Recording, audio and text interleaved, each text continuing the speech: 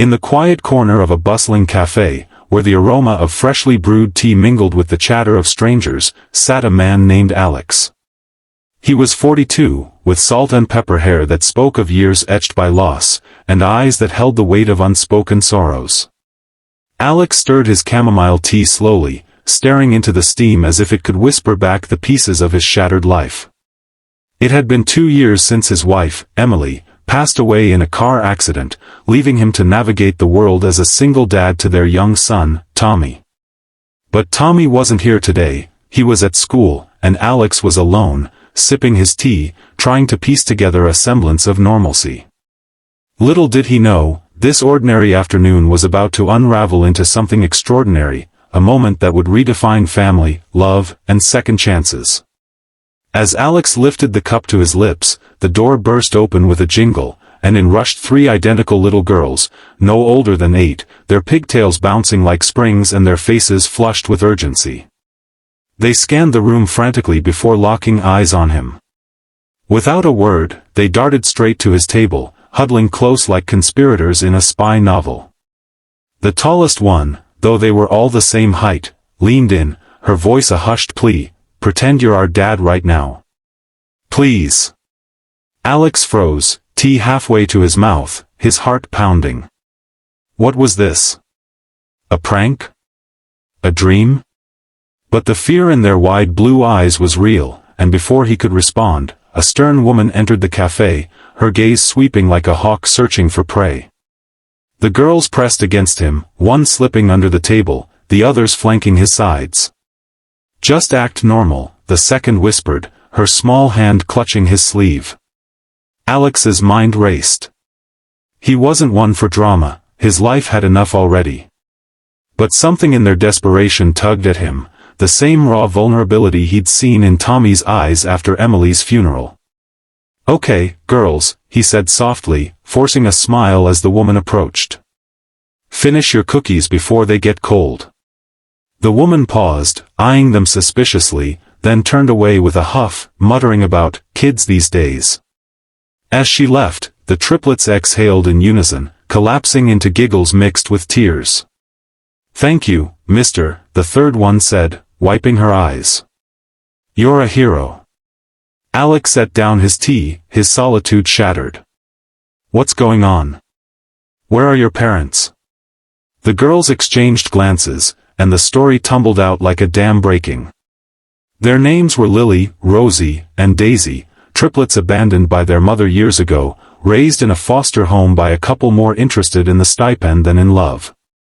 The stern woman was their social worker, Miss Hargrove, who had just informed them they were being separated, sent to different families across the state.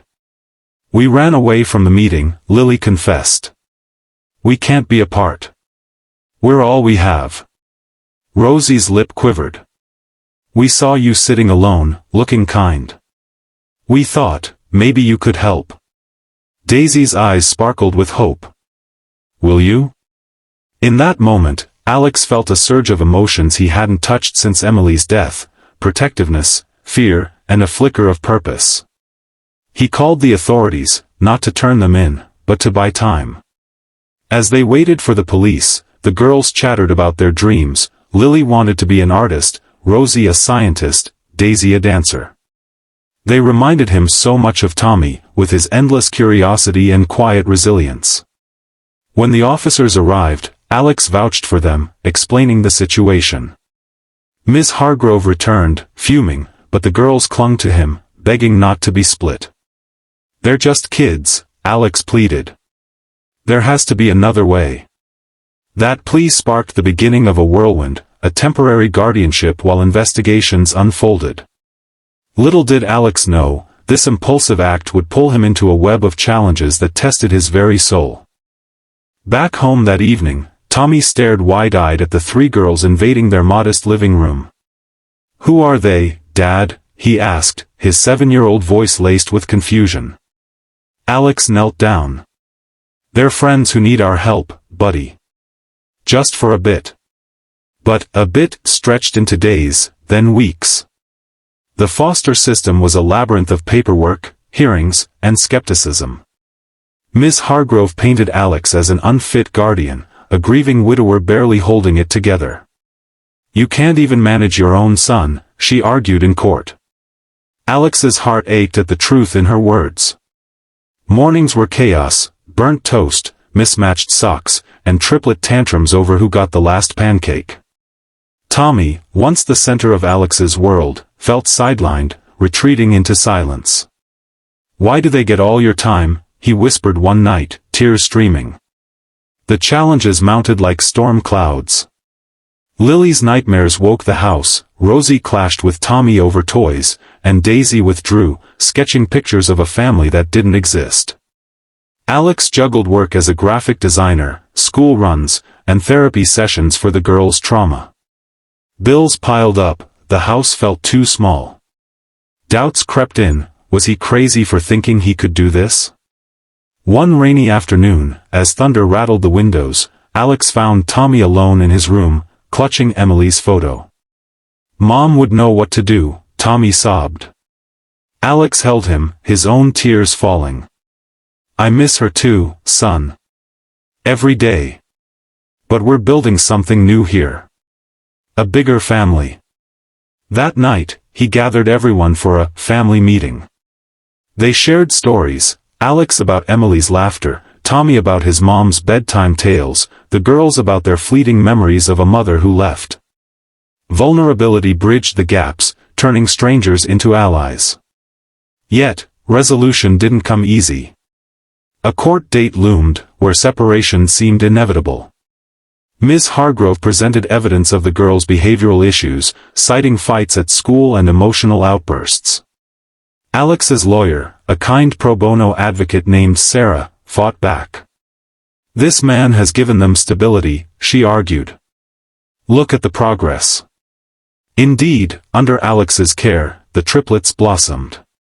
Lily's art adorned the walls, Rosie's science experiments filled the kitchen, with only minor explosions, and Daisy's dance recitals brought joy. Tommy, once resentful, became their protector, teaching them games and sharing secrets. But the judge wavered, concerned about Alex's single status. "Can one man handle 4 kids?" he pondered. In a pivotal moment, Alex took the stand. "Your Honor, I was broken when my wife died. Alone, sipping tea in cafes to escape the emptiness. These girls ran into my life and whispered for help, and in pretending to be their dad, I became one. Not perfect, but real. We've faced chaos, tears, and doubts, but we've also found laughter, support, and love. Separating them would shatter that. Let me prove family isn't about blood, it's about choice."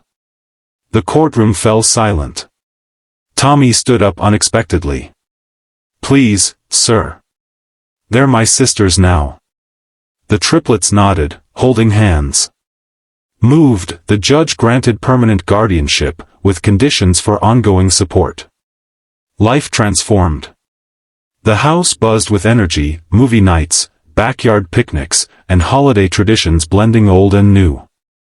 Alex met a support group for single parents, finding camaraderie, and even a spark with a widow named Clara, who understood his journey.